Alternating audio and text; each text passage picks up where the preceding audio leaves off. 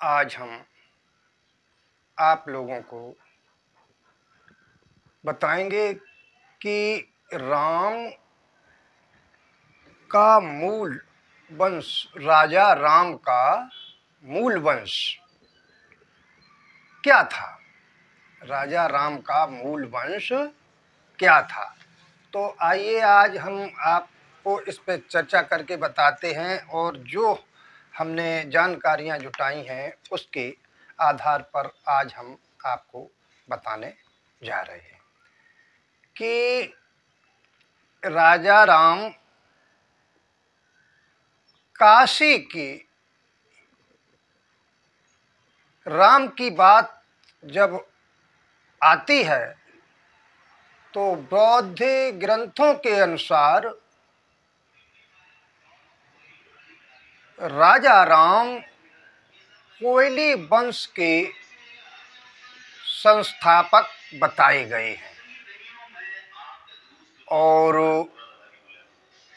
ये उनका मूल वंश बताया है। उनका मूल वंश, राजा राम का मूल वंश क्या था, ये डॉक्टर परशुराम जी गुप्त ने उन्हें नाग वंशी कहा है। और नाग वंशी कहने के साथ साथ उन्होंने मूल नागवंशी बताया है इनको, राजा राम को। तो डॉक्टर राजवली पांडे के अनुसार एक पुस्तक लिखी गई है, गोरखपुर जनपद और उसकी क्षत्रिय जातें। क्या लिखी गई है? पुस्तक लिखी है राजवली पांडे ने, गोरखपुर जनपद और उसकी क्षत्रिय जातियां का इतिहास। उसमें पृष्ठ संख्या 69 के अनुसार भी इनको नाग वंशी कहा गया है। क्या कहा गया है? नागवंशी कहा गया है। और महाकवि अश्वघोष ने भी अपने ग्रंथ बुद्धचरित में 88/66 में कहा गया है, रामग्राम में स्थित जो अभी मौजूदा रामग्राम जो उधर नेपाल की तरफ पड़ता है, उसमें एक 8वां स्तूप है। उस समय नागों की वो रक्षा में था। जो बुद्ध का जो अस्थियों का एक स्तूप था, वो उस समय नागों की रक्षा में था। मतलब नाग के अंडर कस्टडी कहिए, उसमें था। तो जब अशोक उस स्तूप से धातुओं को प्राप्त करने के लिए गए तो उन्होंने नाग वंशी जो नाग जात के लोग थे, वहाँ उन्होंने अशोक को धातुओं को देने से मना कर दिया। कह दिया कि ये हम इसके रक्षा करते, हम किसी को नहीं देंगे।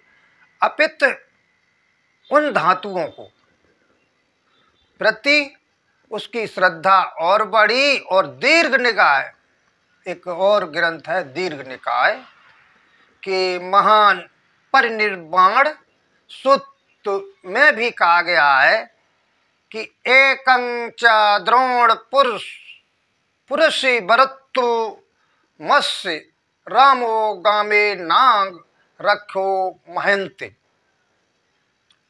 महावंश में भी नागों के द्वारा रामग्राम की पूजा की बात प्रकांतर में कही गई है। इन सब प्रसंगों से नागों की पर्याप्त रामग्राम के नागवंशी क्षत्रियों से ही है। ऐसा अभिव्यक्त है डॉक्टर राजवली पांडे ने प्रकट किया है कि एक उन्होंने और पुस्तक लिखी कि महाराजगंज के बौद्ध स्थल, उसमें पृष्ठ 50 पर भी आप देख सकते हैं।